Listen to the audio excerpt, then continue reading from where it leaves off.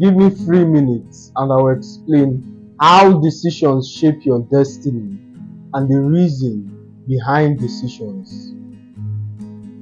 Newton's third law: for every action, there is an equal and opposite reaction. In this case, decision can substitute for action and consequence for reaction. So decision leads to consequences. When you hear the word consequences, I know what you're thinking. You have this subliminal programming to think negativity, because there's a negative connotation associated with the word consequence. When you hear consequence, you think negative. All of this was done to you consciously by the programming. As a child, students, if you come to school late, you will face the consequences. You had no idea something was being programmed subconsciously. Now you're an adult. You hear the word consequence and you still think negative. But consequence means outcome. The outcome, results. If I say to a lady, the consequence of getting on your knees is a house or vacation in the Maldives. Now, would I do that? No.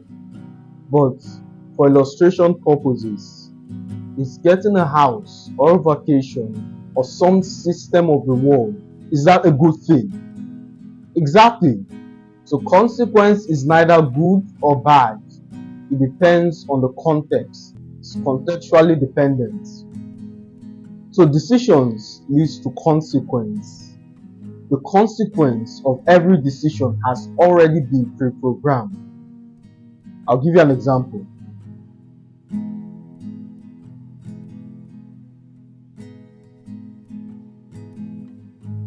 If I smash one of my neighbor's windscreen, the consequence of that action is I will pay. I will get violated if I do not pay or comply to the repairs of that vehicle. I will go to jail. I will pay. Now, he might be in a nice mood, but I'm not willing to find out. In general, why am I not locked up? Why am I not making a transfer? Because I haven't made the decision that activates that consequence. So decision is linked to consequence. And in this kingdom, you are not at liberty to pick consequence. You can make decisions, and the consequence are a byproduct of that decision. For some of you, this is a revelation in and of itself. For some of you, I've answered the question to why things are going bad, why you have negative relationship, why every single person deserts you.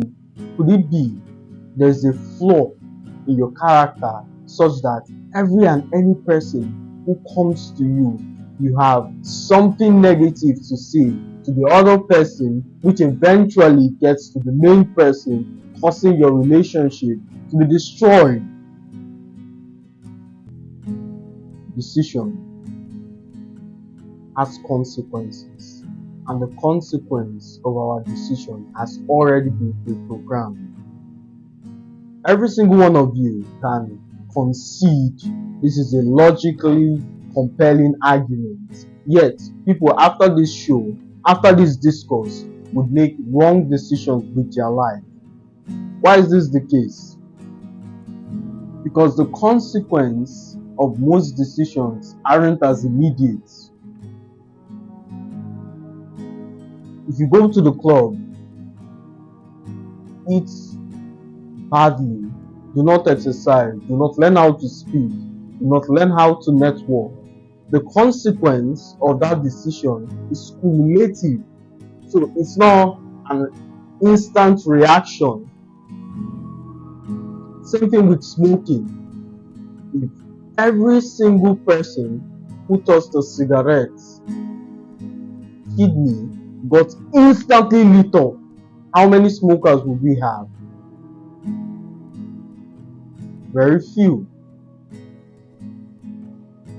So the consequence, the idea that consequences are cumulative, is what encourages people to make bad decisions.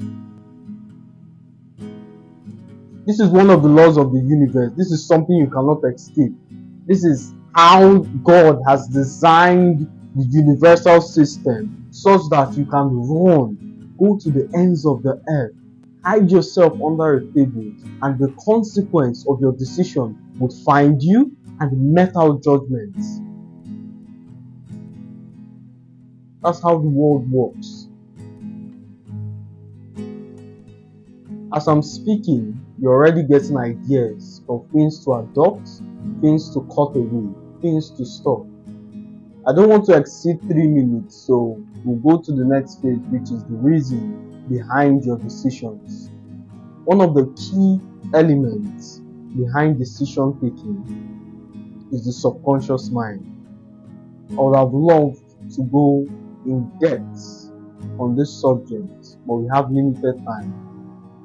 The subconscious mind controls 80% of your action, a huge percent of your action. The subconscious mind comes from subliminal programming, like the example I gave you of associating negativity with consequence. For instance, if you have the subconscious programming of peer pressure, it's most likely you make decisions that lead to wrongdoing. Either you steal or you get into some kind of fraudulent means in an attempt to double your money.